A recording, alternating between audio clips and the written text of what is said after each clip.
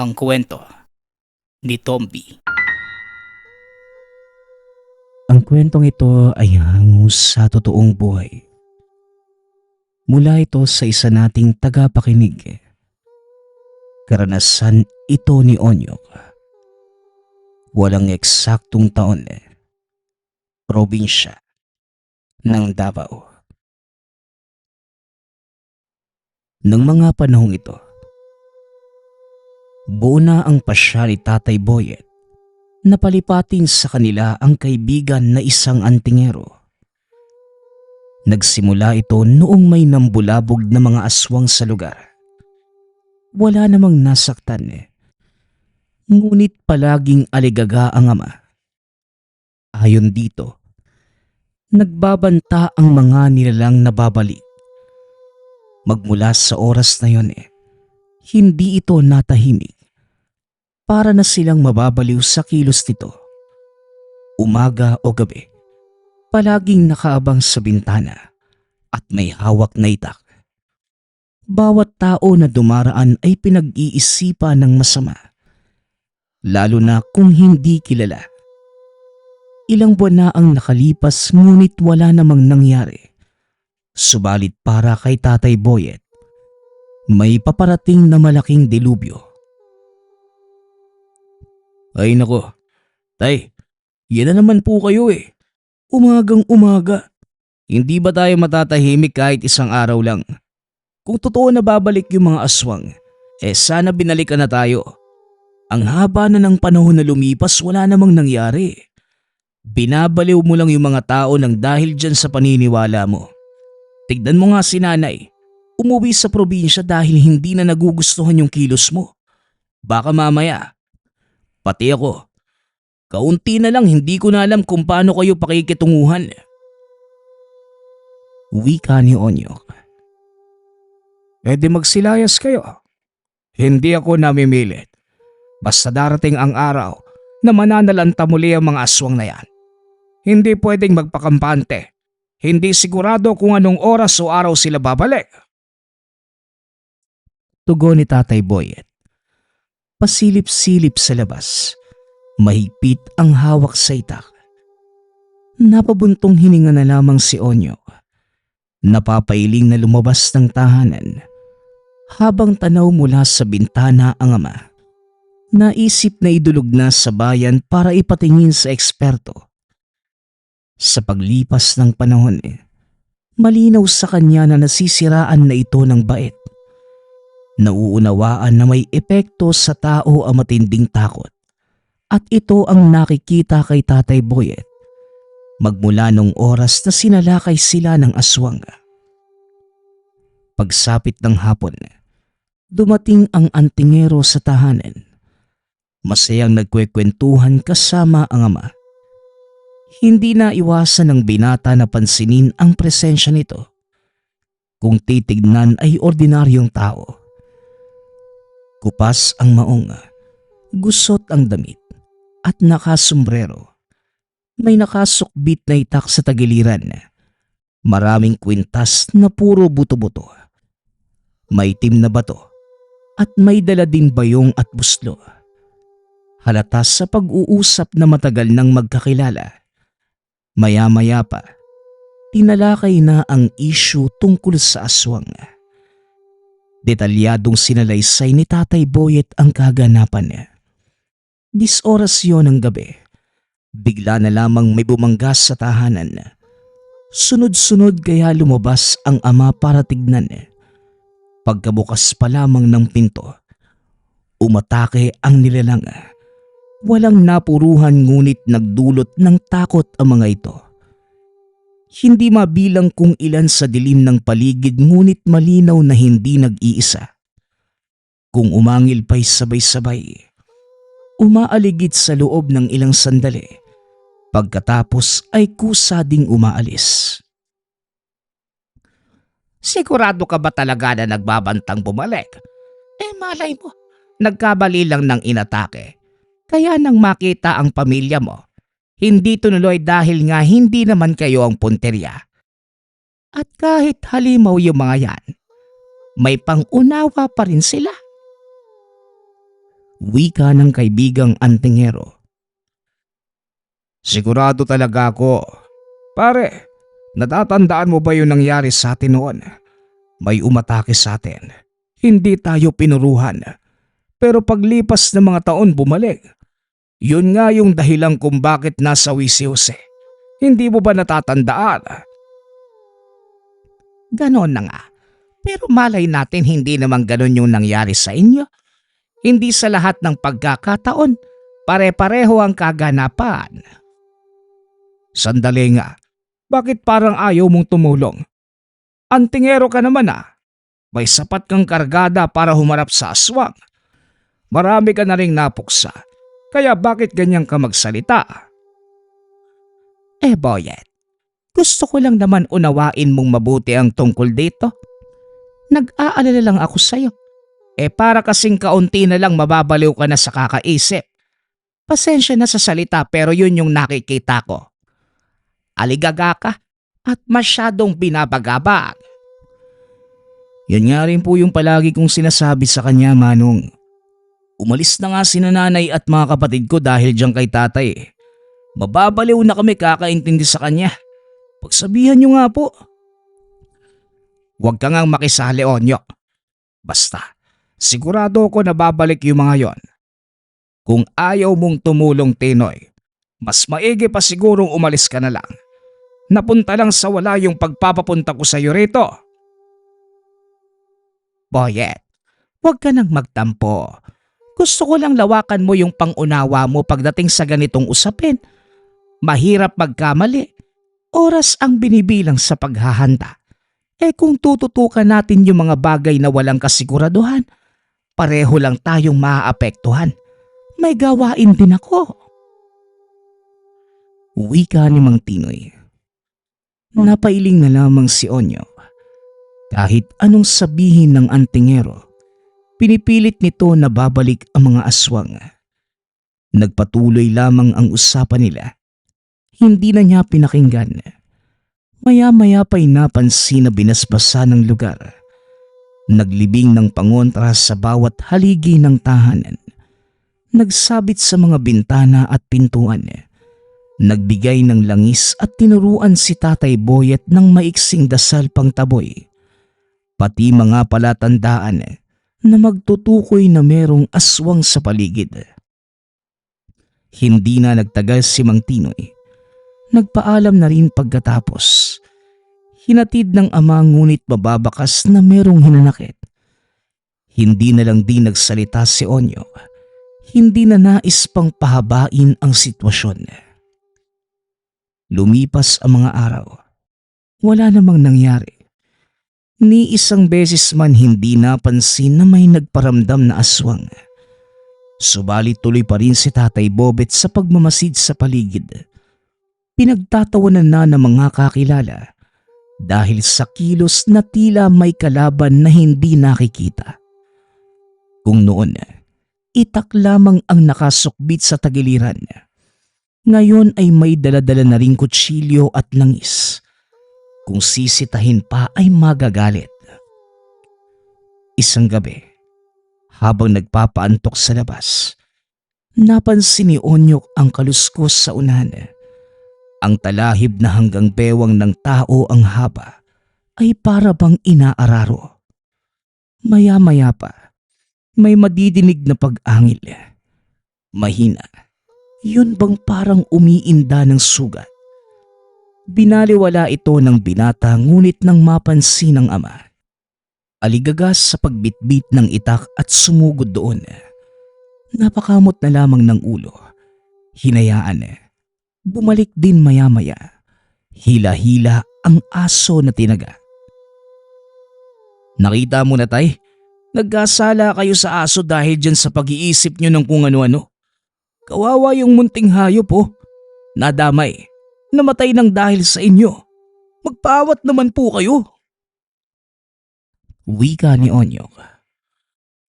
Ipapasuri ko ito kay Tinoy. Hindi ako kumbinsido na aso lamang ito.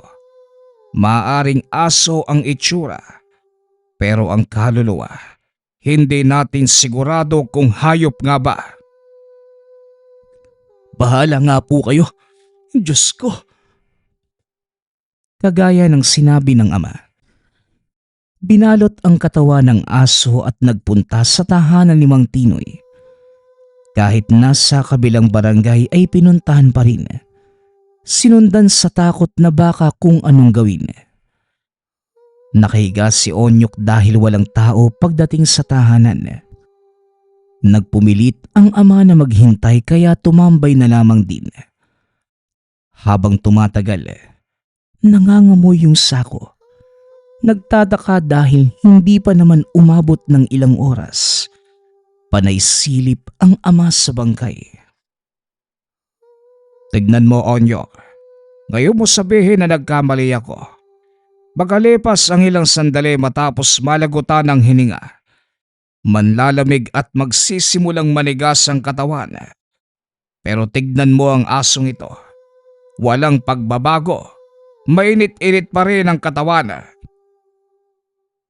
Ewan ko sa'yo, tay. Palagi ka namang may napapansin eh. Baka naman kasi mamaya pa yan maninigas. Masyado kang nagmamadali.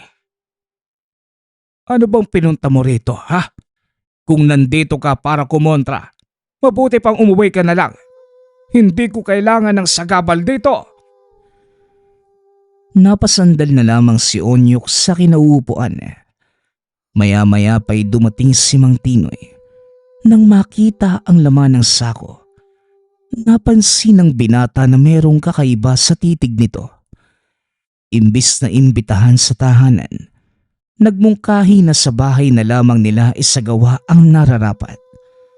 Walang atubili namang pumayag si Tatay Boyet. Inilapag ang katawan ng aso. Sinimula ni Mang Tinoy ang ritual. Purong orasyon ang sinasambit. At hindi nagtagal, gumalaw ang aso. Matapos makabawi ng sapat na lakas, walang ano-ano'y kumaripas ng takbo. Patuloy pa rin sa pagsambit ang antingero. Ginising ni Tatay Boyet para ipaalam ang nangyari. Sa halip na habulin ang aso, hinayaan itong makatakas. Anong nangyari? Bakit ganon? Ang sabi mo kanina riritwalan para malaman kung aswang ba o hindi. Ginawa mo nga. Binuhay. Pero pinatakas mo naman. Ano ba yun, pare? Wala na rin tayong maaabutan kung hahabulin. Malamang nakalayo na yon. Huwag kang mag-alala. Nakita natin yung kinilos ng aso. Walang duda na isa nga atong aswang. Si Onyok na nagmamasid ng tahimik sa isang tabi. May napansin. Sa pagkaripas ng aso, hayop pa ito sa paningin. Ngunit nang makalayo-layo na ito, biglang naghubog tao. Huminto pa. Tumingin sa gawin nila na parabang may pinapahiwatig. Nang sulyapan si Mang Tinoy, bahagya itong tumango. Hindi maintindihan ng binata kung ano ang nangyayari. Ngunit bumulong ang isip na may mali. Magmula sa puntong ito, binabantayan ng kilos ng antingero. Pagkatapos sa labas, inibitahan ng ama sa loob ng tahanan. Humindi ito, nagbigay rason na sa bakuran na lamang tatambay. Dagdag dahilan na magbabantay sa paligid laban sa aso. Ayon pa rito, malaki ang tsansa na babalik kaya sa labas na lamang siya. Ngunit hindi yon ang napansin ni Onyok. Panay tingin sa haligi na nilibingan ng pangontra, sa bintana at sa pintuan na parabang ayaw maabot ng bisa. Mahimbing nang natutulog ang ama sa kabilang kwarto. Samantalang si Onyok naman, nag-aabang sa bawat galaw ni Mang Tinoy. Nakaduyan lamang ito ngunit mapapansin na bumubuka ang bibig. Tila may sinasaulo. Hindi nagtagal ay tumayo ito at naglakad palayo. Sinundan ito ni Onyok. Naabutan ang matanda na may kausap sa kapatagan na pinagpapastula ng mga kalabaw at baka. Ang nakakapagtaka, Parang wala na itong buhay. Nakatayo lamang, walang emosyon, walang sagot sa anumang salita ni Mang Tinoy. Mahaba ang pag-uusap ng dalawa. Saktong nasaksihan ng katotohanan. Nagpalit anyo si Mang Tinoy. Hindi makapaniwala sa bumungad. Buong akala'y antingero ang kasama. Iyon pala ay isang impostor. Maya-maya pa'y bumalik ito sa anyo ni Mang Tinoy. Nagmamadaling bumalik sa tahanan. Naiwan ang binata sa pastunan. Nagtatago pa rin. Hindi makakilos sa takbo ng kaganapan. Sumikat na ang araw ng makauwi. Natigilan ng dumako ang tingin kay Mang Tinoy. Dahil sa nangyari kagabi. Hindi malaman ng binata kung totoo o impostor ang kaharap. Nang mapansin naman siya ng ama, kagad itong nagtanong. Onyok, ayusin mo nga yung tinginan mo. Para kang humuhusga ng pagkatao eh. Saan ka ba galing? Ang aga mo nawala. Hoy, batang ito, ang aga-aga sinusubukan ng pasensya ko ha. Mag-igib ka ng tubig sa sapa. Tapos magdilig ka ng halaman. Bilisan mo, tutunga nga pa eh. Wika ni Tatay Boyet. Agarang dinampot ang galon. Nagmamadaling pumunta ng sapa. Habang nagsasalok ng tubig, hindi pa rin mawala sa isipan ang nangyari. Pabalik-balik hanggang sa sumakit na lamang ang ulo.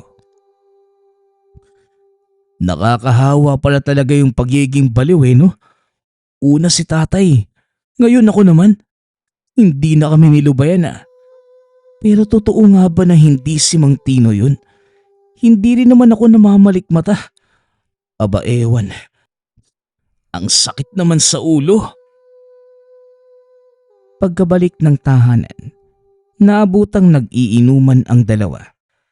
Dumagdag sa pagtataka dahil hindi naman tumitikim ng alak si Mang Tinoy. Lumapit sa mga ito, nakipagsabayan para mapansin sa malapitan ng antingero. Hindi nagtagal, naging malinaw sa binata ang kilos. Maila pagdating sa titigan, pakalat-kalat tumingin, panay iwas. Ang mga mata nito ay hindi malinaw. May kalabuan na tila may katarata. Nang matunugan na nagmamasid ang binata, kaagad itong nagpaalam na bibili lamang ng karagdagang inumin. Sinundan, ngunit hindi naabutan matapos maglaho sa daan. Sa puntong ito, naisip ni Onyok na puntahan ang tahanan ni Mang Tinoy. Nadatnan ang nakababatang kapatid. Dito nalaman na lumuwas pala ng ibang lugar ang antingero. Noong nakaraang araw pa umalis at linggo pa ang bibilangin bago makauwi. Kinilabutan ito sa nalaman. Dinala ang binata sa kanila para tignan kung sino ang kausap ng ama. Teka, si Samba yan eh. Yung luko-luko na kamuntikang puksain si Tinoy. Nako, aswang yan at sa pagkakaalam ko, may lolo yan na aswang din eh. Hindi nakapagtataka kung nagagaya niya yung mukha ni Tio Tinoy. Mahusay yung lolo niyan sa mga ritual at orasyon eh. Wika ni Berting. Sigurado ka ba? Sa paningin ko si Mang Tino yung nakikita ko sa kanya eh. Oh, sigurado ako. Eto, kapag nakatsyempo ka, isaboy mo diretso sa muka. Mababasag yung panlilin lang yan at lalantad ang tunay na itsura. Huwag kang matakot. Nandito lang ako sa tabi mo. Sasaklolo ko kapag kumpirmado na si Samba yan. Malaki yung atraso sa akin yan lalo na kay Tio Tinoy eh. Tumango si Onyo. Nagmamadaling lumapit sa pinagtambayan ng impostor at ng ama.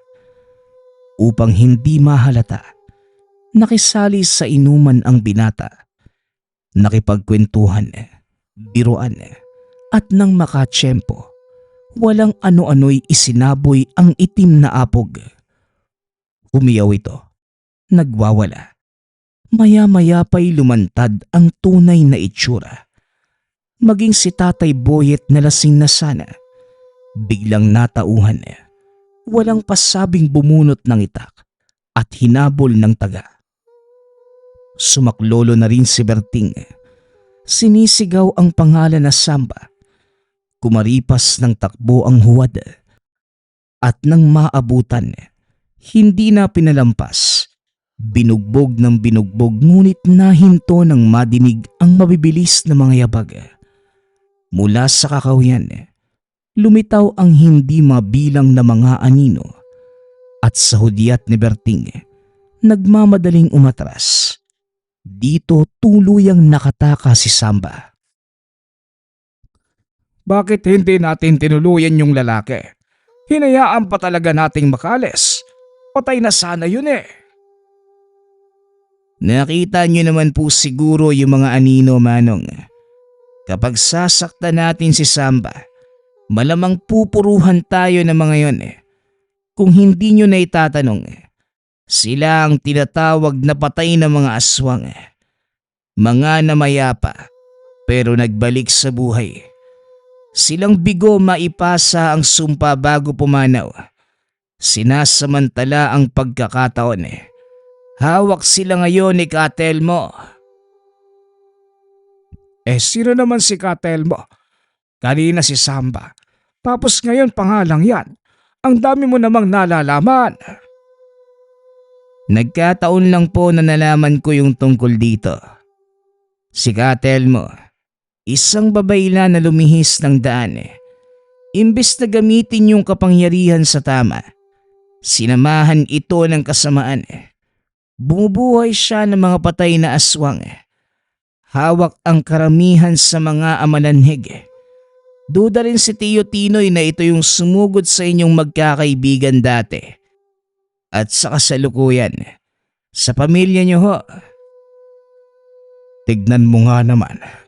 Ayaw pa niyang maniwala sa akin. Kumukontra pa eh. Ito rin pala yung hinala niya. Alam mo, ang labo ng tsuhin mo eh. Nasaan ba siya ngayon? At nagawang nakawin yung pagkatao niya. Naglalakbay po sa Karatig Bayan. Nangangalap ng impormasyon tungkol kay Katelmo. Huwag niyong isipin na binabaliwala kayo ni Tio. Naghahanap na po siya ng paraan. Nakahinga ng maluwag si Onyok. Sa kabilang banda, nagsisisi dahil hindi pinaniniwalaan ang hinala ng ama. Lihim na humingi ng tawad sa pag-iisip nito ng masama. Magmula naman sa puntong yon, naging alerto na sa bawat oras. At makalipas lamang ang araw, kapansin-pansin ang pagbabago ni Tatay Boyet. Likas ang pagkamainiti ng ulo ngunit ngayon, tila sumobra. Ang nakapagtataka, natatakot sa tubig, sa pagkain na may asin o sa matatapang na amoy kagaya ng bawang. Hindi na rin makatulog sa gabi. Balisang balisa, palakad-lakad sa buong bahay na para bang may nakalimutan. Hindi magtatagal magwawala. Lahat ng makita ay babasagin. Matapos yun, biglang tatahimik. Bigla rin itong lumalabas at saka lamang babalik paglipas ng ilang oras. Pinagmasdan ni Onyok na mabuti ang bawat kilos ng ama hanggang sa napansin na sa bawat balik nito, may dugo ang mga kamay at bibig. Wala sa wisyo. Tutulala ng mahabang sandali. Kapag matatauhan, mapapatanong kung ano ang nangyayari. Umabot pa sa punto na nagkasumbatan. Hindi rin maintindihan ni Onyok kung paano nagkaganito ang ama. Parehong naguguluhan. Hindi naglaon oras din ang nakapagsabi sa mga kaganapan. Pagkagaling ni Onyok sa pakikigapas ng palayan, inabot ng gabi dahil hapon nang masimulan. Sinalubong ng tagpo kung saan nakalambitin sa puno ang ama. Inakalang kumukuha ng bunga ngunit bigla siyang sinunggaban. Dito malinaw na napansin ang itsura. Nangingitim ang balat. Nanlilisik ang mga mata. Naglalaway. Umahaba ang mga kuko. Gayon din ang buhok na kalbo naman sana. Kumbaga, biglang tinubuan ng makapal na buhok ang ulo. Diretso itong umatake. Labas-pasok sa bibig, ilong at mga tenga. Hindi siya binitawan ng sakal. Humigpit ng humigpit hanggang sa hindi na makahinga. Kahit anong laban ay walang panama sa lakas. Mabuti na lang, naisipang dumalaw ni Berting. Sinakluluhang kaya nakaligtas sa pananakit ng ama. Sa puntong ito, si Berting at Tatay Boyet ang nagkaharap. Namangha si Onyok sa galaw ni Berting. Mabilis ang ama ngunit nagawa pa ring tapatan ang galaw. Hindi nagtagal.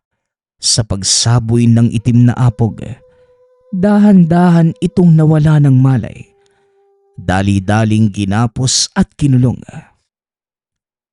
Ano bang nangyayari? Bakit nagkaganyan si tatay? Hindi ko na siya kilala sa itsura niyang yan. Malamang, sa hinaba ba naman ang pagsasama nila ni Samba, hindi nakapagtataka na nayanggaw ang tatay mo. Si Samba ang mangyayanggaw dati pa. Mailap kaya hindi mahuli-huli. Idagdag pa ang hukbo ng mga patay na aswang. Sasaklolo kapag naipit si Samba, kaya palaging nakakatakas. Isa pa malakas ang kinikilala nilang pinuno. Si Katel mo ba naman? Teka, nagkaka-interes na ako sa Katel mo na yan. Sino ba talaga siya? Anong ganap niya sa buhay para gawin to sa tatay ko? Pustahan.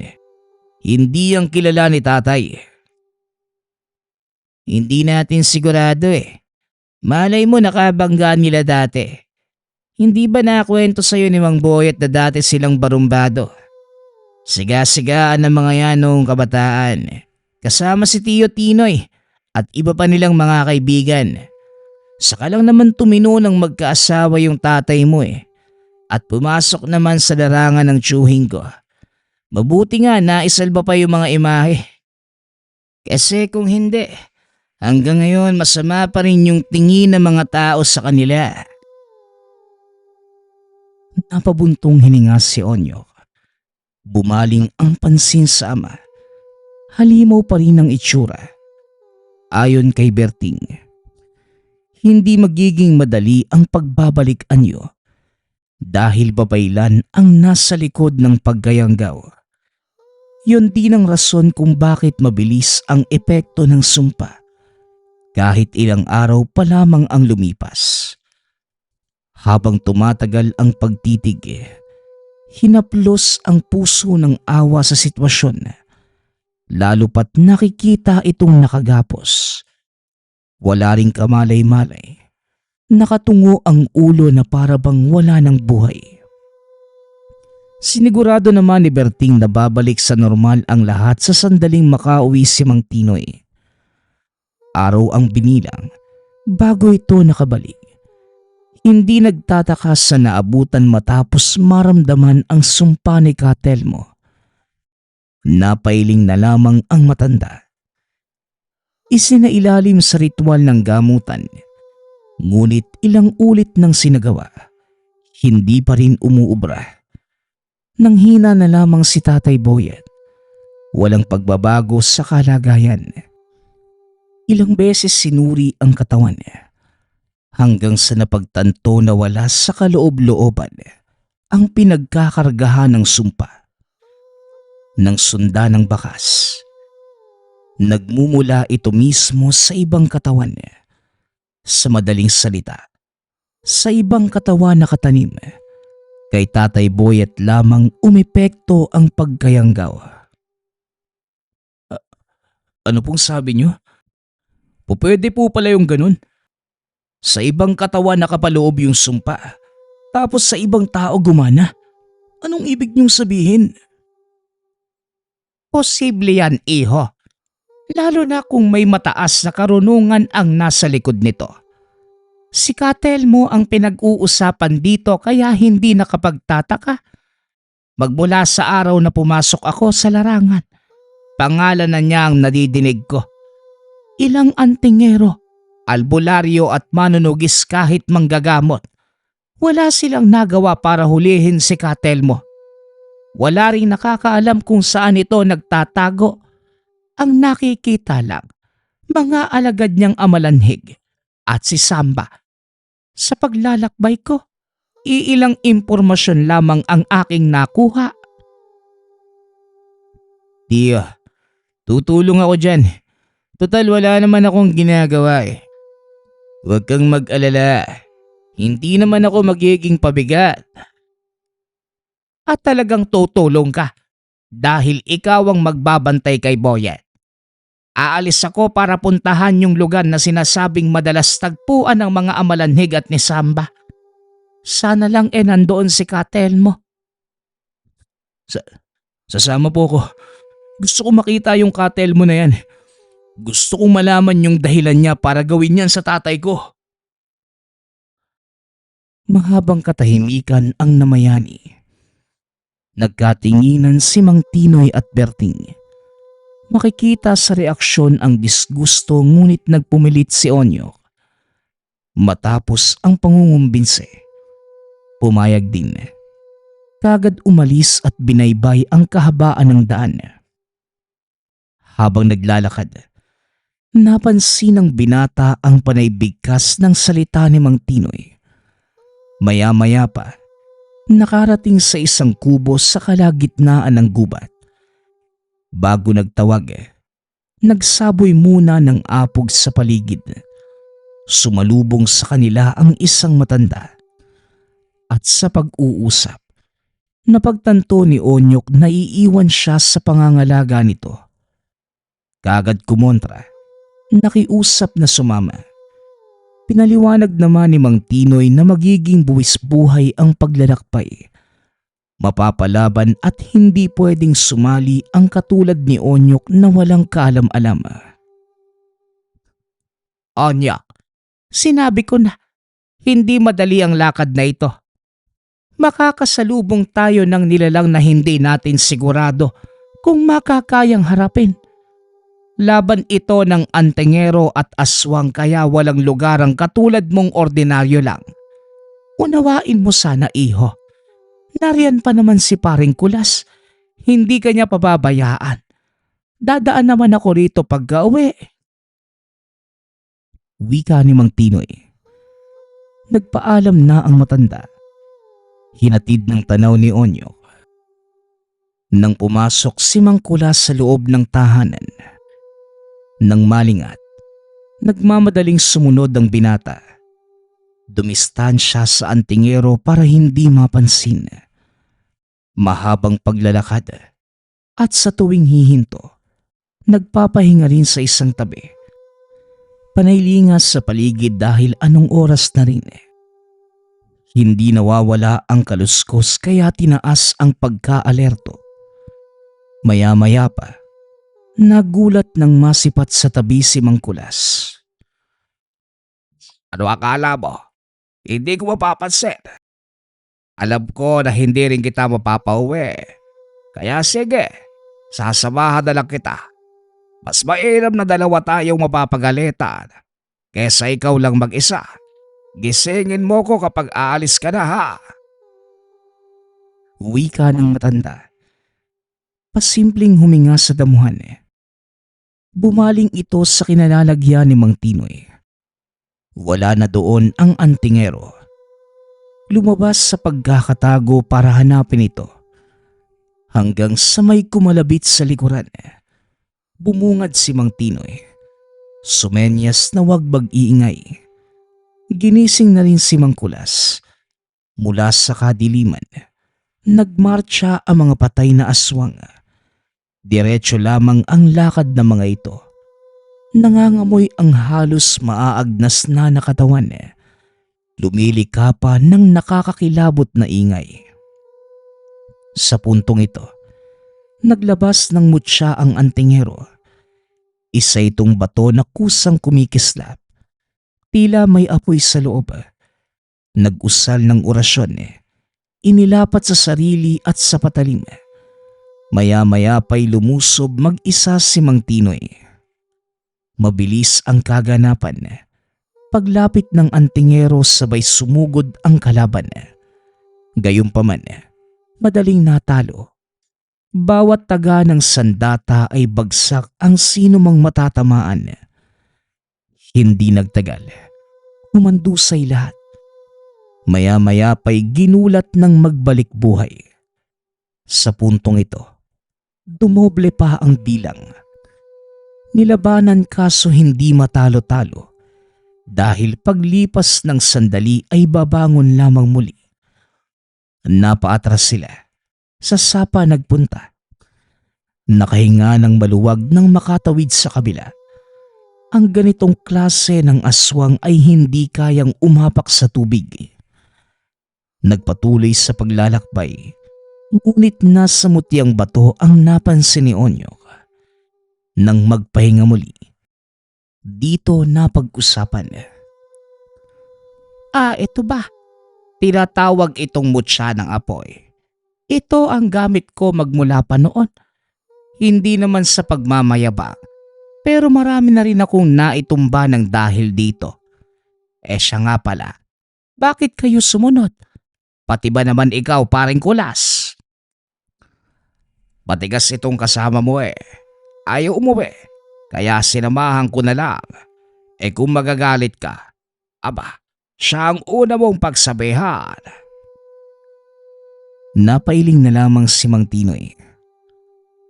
Siya, hindi na rin kayong pwedeng bumalik dahil paniguradong nag-aabang ang mga yon.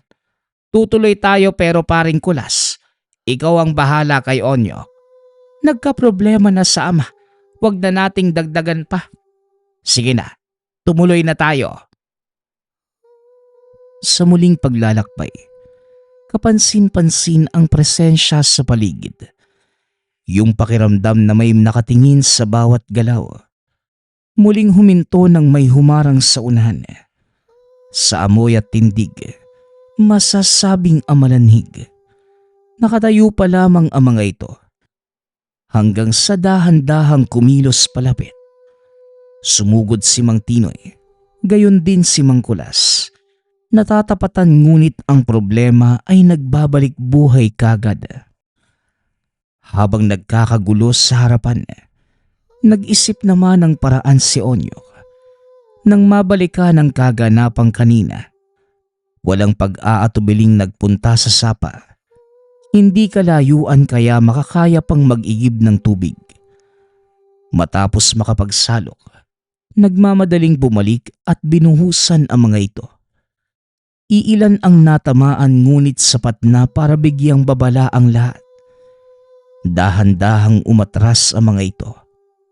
Nang mapansin ni Mang Tinoy na may natirang tubig, dinasalan, hinaluan ng langis, sinindihan at sinaboy.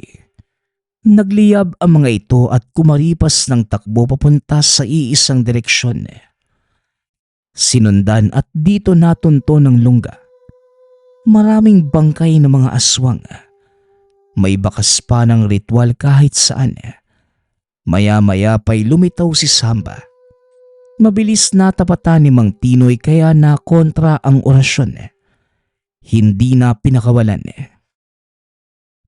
Sabihin mo nga sa akin, kung kanino ka naninilbihan, pwede kitang palampasin kung magsasalita ka. Alam mo, kahit patayin mo ba ako ngayon, wala kayong makukuhang sagot. Hindi ko kayang ibenta sa katulad mo yung nirerespeto kong tao. Maiksi lamang ang pasensya ko, binata. Baka hindi kita matansya. Marami ka ng atraso. Pati sarili kong itsura ninakaw mo para malin lang yung kaibigan ko. Ano, magsasalita ka ba? O papatayin kita? Patayin mo na nga lang. Wala kayong makukuha sa akin. Hindi nakapagpigil si Mang Tinoy. Walang sali-salita. Ginilita ng leeg ang binata. Sinaksak pa ng sinaksak. Siniguradong mahihiwalay ang laman at buto.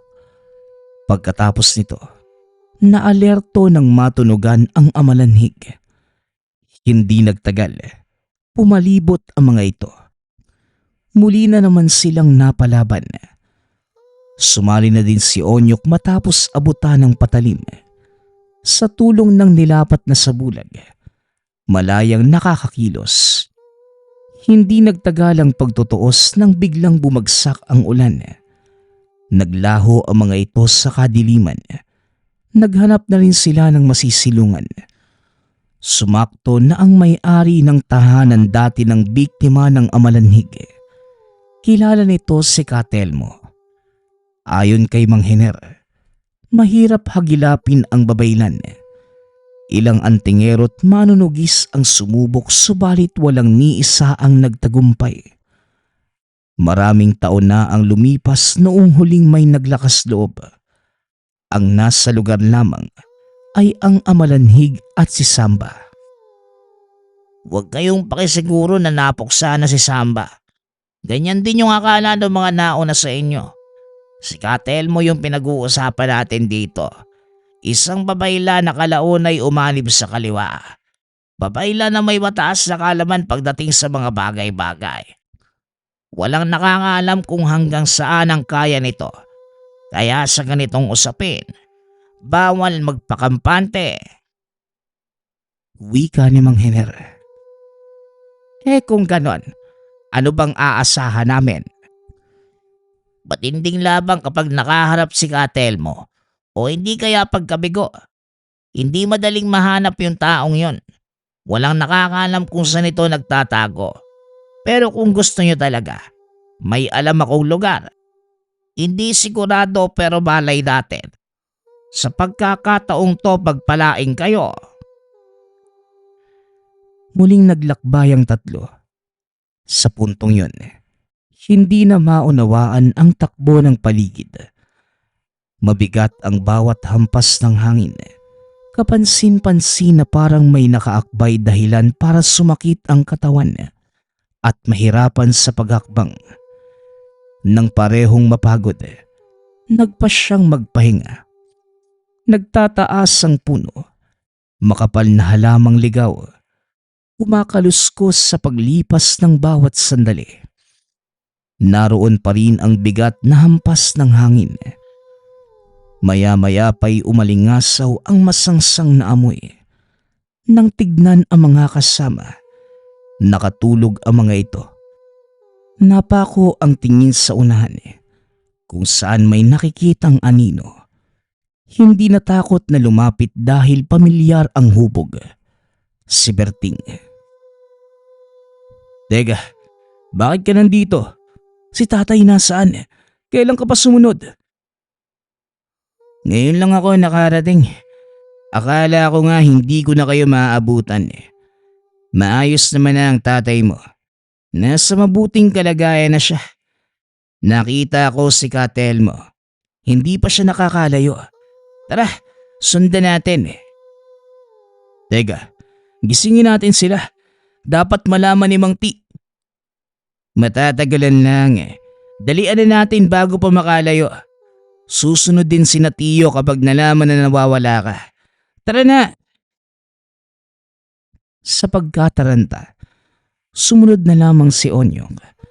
May kalayuan ang nilalakbay, ngunit may pagdungaw sa baba ng burol. Maraming palatandaan na nakatarak sa lupa. Maya-maya pa'y natukoy na libingan ng mga aswang. May kuweba sa unahan na may iilang amalanhig na nagbabantay. Nag-abot ng patalim sa kanya si Berting. Tinanggap ito at sabay na bumaba ng burol. Nauna si Berting. Tahimik at maingat na sumunod si Onyok. Bumilis ang lakad nito at laking gulat nang makipag-usap sa mga aswang. Pagkalingon, malinaw na isa lamang itong huwad. Lumantad ang katotohanan. Ito ay walang iba kundi si Samba. Kagad sumunggab, tumilapon si Onyok. Nagtamo ng kalmot sa muka. Walang nagawa kundi sumigaw ng sumigaw hanggang sa dumating si Namang Tinoy. Ilang buhay ba meron kang hayop ka? Pinatay na kita kanina ha. Wika ni Mang Tinoy. Sa dami, hindi ko na din mabilang. Hindi mo nga kasi kami mapapatay. Lalo na itong mga kasama ko. Alam mo kung bakit? Paano mo papatay yung mga nilalang na matagal nang patay? Tugon ni Samba, sabay tawa ng malakas. Nang marindi si Mang Tinoy, sinugod niya ito. Ginamit ang buong pwersa ng mutya kaya tinamaan. Masama ang titig ni Samba. Inutusan ang mga amalanhig. Muling sumiklab ang labanan. Alerto ang lahat dahil sa pagkakataong ito. Kinokopya ang mga mukha nila. Nagdadalawang isip manakit sa takot na baka mapuruhan ang tunay. Sa kabila ng kaguluhan, napansin ni Onyok ang ginawa ng antingero. Hinipa ng dasalang mutya. Pagkatapos nilagay sa bote na puno ng langis, inihagis sa ere at tinaga ng patalim. Pagkabasag ng bote, saktong tinamaan ang mga amalanhig. Basag pati ang orasyon ni Samba. Sinindihan at sa pagkalat ng apoy, natusta ang lahat. Hindi napansin ng binata kung paano. Ngunit sa puntong yun, hawak ng antingero si Samba.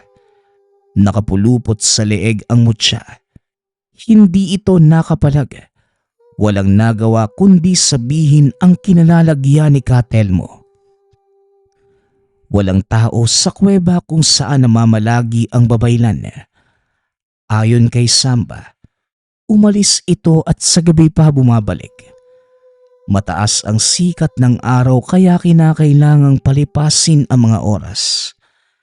Nang makahanap ng pwesto, kampanteng nagpahinga ang lahat.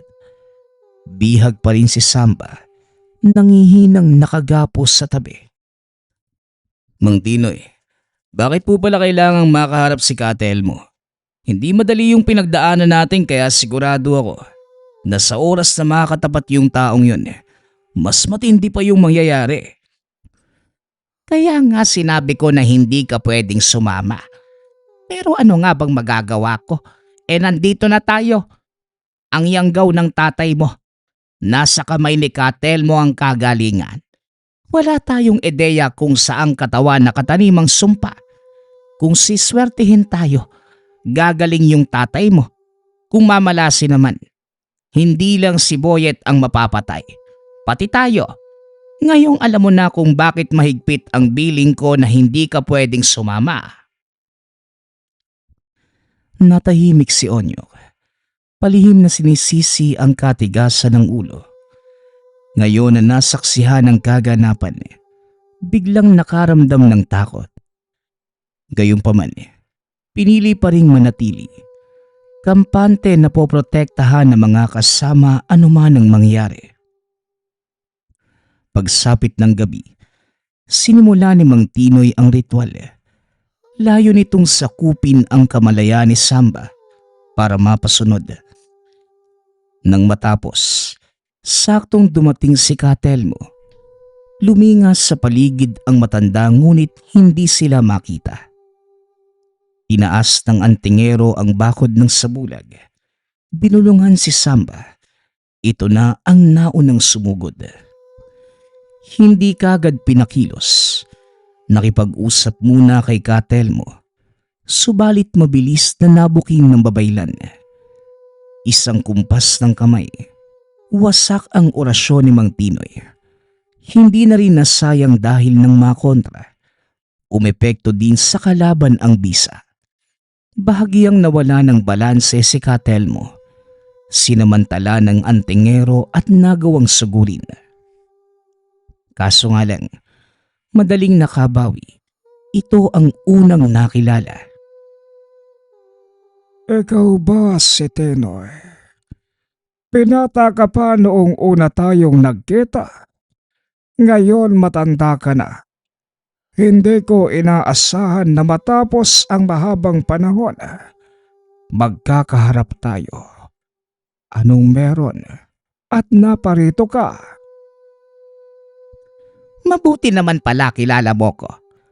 Gusto ko lang malaman kung ano ang pamamaraan mo ng pagyanggaw. Masyadong pakalat-kalat itong tauhan mo. Dinali yung kaibigan ko. Hindi ko magamot hanggat hindi nalalaman kung saan nakatanim ang sumpa. Ito bang kaibigan mo ay si Boyan? Huwag mong isipin na nagkataon ang nangyari sa kanya. Sinadya ko yon. Masyadong nakikialam sa mga gawain ko. Kaya tinuruan ko ng kaunting leksyon. Kumusta na pala ngayon yung matandang yon? Lalabas na sana sa pagtatago si Onyo para sumugod. Ngunit pinigilan ito ni Mang Kulas. Kung lalagpas siya sa bahagi kung saan hindi sakop ng sabulag, madadamay sa pagharap ni Mang Tinoy at Katelmo. Pinanood na lamang ang kaganapan. Sa puntong ito, nagsasalita sa ibang lengguwahe si Katelmo. Maya-maya pa'y lumitaw ang grupo ng amalanhig at sabay-sabay na umatake kay Mang Tinoy. Kagaya pa rin noong unang nangyari, babangon din pagkatapos tagain. Naghanap ng tubig subalit walang makita sa paligid. Maaliwalas ang kalangitan at walang senyales ng ulan. Sa kabilang banda, hindi matapos-tapos ni Mang Tinoy ang laban. Umabot pa sa punto na dumami ang amalanhig. Nangingibabaw ang halakhak ni Katelmo sa tabi. Maya-maya pa'y sumasambit ng kataga. Sa bawat kumpas ng kamay, nadaragdaga ng amalanhig. At hindi nagtagal, wala itong pasabi na umalis. Kumilos na si Onyok ngunit pinigilan pa rin siya ni Mang Kulas. Abay batang ito, masyadong nakikelap. Hayaan mo silang may karunungan na magharap. Magiging hapunan ka lang ni Katelmo kung magpapakita ka. Bata, wala kang alam sa anuman kaya mabuti pang huwag ka nang dumagdag sa iisipin. Nang ibalik ang pansin kay Mang Tinoy, sa kabutihang palad, nagawan din ng paraan. Dinuraan ng sandata, inusala ng dasal at kiniskis ang mutya. Sa muling pagsugod, dito na naisahan ang mga kalaban. Isa-isang bumagsak. Sa pagkakataong yun ay hindi na muling bumangon. Nung humandusay ang lahat, muling lumitaw si Katelmo. Nanlaki ang mga mata habang tinititigan ang mga alagad. Wala ka na bang ibang ilalapan? Ito lang ba ang nasasakupan mo? Hindi pa ako pinagpapawisan. Hindi ko inaasahan na sa paglipas ng panahon, humusay ka pang lalo. Hindi ka pala dapat minamaliit. Hindi mo yata alam na ikaw ang isa sa rason kung bakit ako pumasok sa larangan. Hindi ko makakalimutan ang mukha mong hayop ka. Ikaw ang pumatay sa kaibigan namin ni Boyet noong araw. Ngayon naman, si Boyet ang nasa alanganin. Gagawin ko ang lahat. Mapuksa ka lang sa pagharap na ito. Alam mo, hanga din ako sa katapangan mo, Heno. Sa dami ng manunugis at antingero na naglakas loob maghanap sa akin, ikaw pa lang ang unang nakalampas sa amalanhig at kay Samba. Matagumpay kang nakaharap sa akin.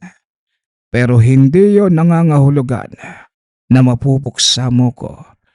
Nakalimutan mo yata na isa kong babaylan. Mataas ang karunungan.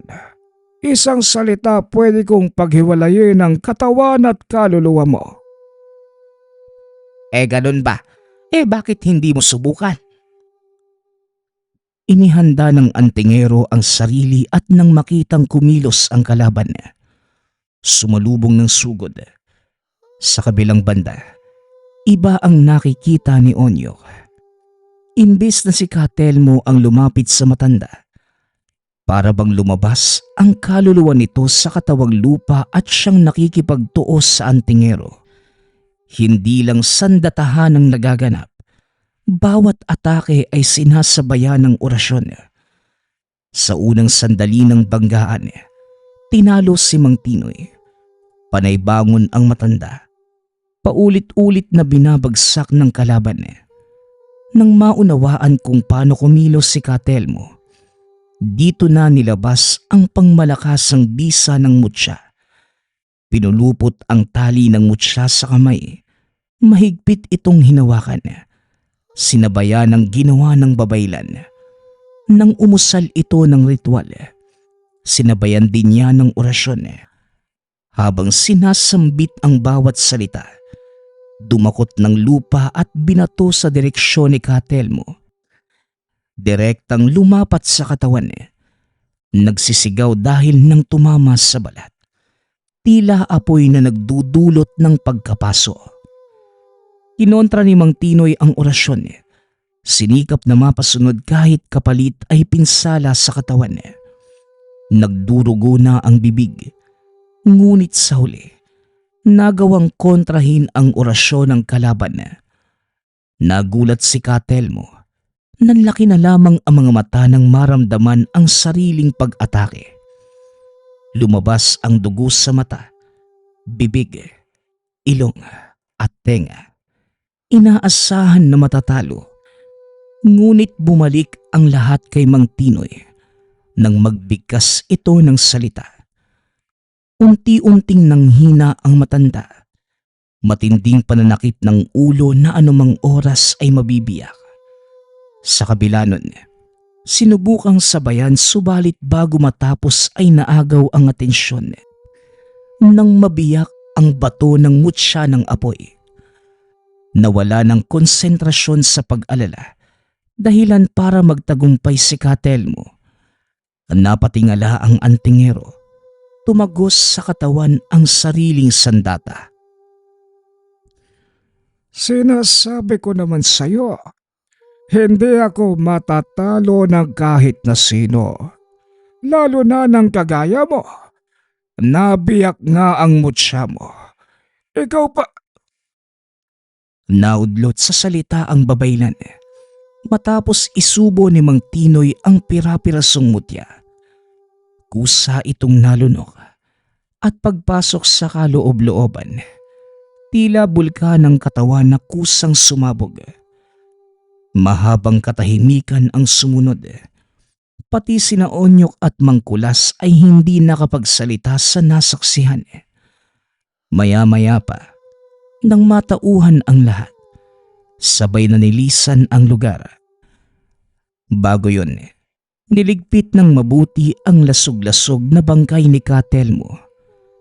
Pinuntahan ang tahanan ni Mang Hiner. Pinagamot si Mang Tinoy. Araw ang binilang bago na numbalik ang lakas. Nagmamadali na rin sa pag-uwi para si Tatay Boyat naman ang asikasuhin. Ngunit nagulat ang lahat nang makitang nakaburol na ang matanda. Ayon kay Berting, biglaan ang mga nangyari. Tahimik lamang si Tatay Boyat habang nasa anyong aswang. Hindi ito umangil ni isang beses. Sa mga unang araw, gumagalaw pa ito. Nais makawala sa tali. Pagsapit ng gabi, umalik sa anyong tao. Nagmamadali sa pagkuha ng damit si Berting para takpan ang hubad na katawan. Ngunit naabutang nalagutan ng hininga. Hindi basta ang pagkamatay dahil para bang sumabog ang kaloob-looban nito. Yun din ang sabi ng doktor na tumingin ng isugod sa ospital ang patay na katawan. Hindi mawari ni Onyok kung ano ang mararamdaman. Natuwa na sana dahil napuksa si Katelmo. Subalit kapalit pala nito ay ang pagkawala ng ama. Hindi magawang humarap sa ina't mga kapatid. Nasa harapan ng kabaong ang mga ito. Umiiyak. Umahagulgol. Kung ganon, nasa katawan din ni Katelmo ang pinagkargahan ng sumpa at nang mapuksa ito, natapos din ang buhay ni Boyet. Patawad, Onyok, hindi ko alam. Paniwala ka, hindi ko alam. Hindi ito magawang sisihin ng binata. Naiintindihan na ginawa lamang ni Mang Tinoy ang nararapat. Sino ba ang mag-akala na ganito ang magiging takbo ng kaganapan? Tinanggap ng pamilya ang pagkawala ni Tatay Boyet. Inilihim ang katotohanan mula sa kapatid at ina, sa takot na baka kung ano ang sabihin ng mga ito. May karapatan silang malaman subalit naisip ni Onyok na mas mainam nang itago na lamang. Sa parte ng ina, hindi ito naniniwala sa ganong klase ng kaganapan, kaya wala ding silbi kung sasabihin na inaswang ang asawa. Mauuwi lamang sa pagtatalo at magkakasamaan ng loob. Matapos ang libing, tila nagkaroon ng distansya sa pagitan ni Onyok at Mang Tinoy. Hindi dahil sinisisi ng binata ang antingero. Mas piniling hindi na lamang mag-usap para maiwasan ang sumbatan. Gayunpaman, pinaramdam ni Mang Tinoy na nariyan lamang sa oras na kailangan. Tinatanaw ang binata sa malayo, pati ang pamilyang naiwan ng kaibigang si Tatay Boyet. Sa paglipas ng panahon, pumanaw na rin si Mang Tinoy. Ngunit hindi dahil sa katandaan. Nilamon ito ng pag-iisip at konsensya. Sinisisi ang sarili sa pagkamatay ng kaibigan. Hindi kinaya ang bigat. Umantong sa kamatayan. Nang malaman ito ni Onyok, muling gumuho ang mundo. Magpasa hanggang ngayon, dala pa rin ni Onyok ang lahat ng mga karanasan, maging ang bigat ng damdamin. Nagpapasalamat nga pala ako sa lahat ng sumusuporta sa ating channel. Nawa ay patuloy niyong suportahan at pakinggan ang ating mga kwento. Hanggang sa muling pakikinig. Paalam.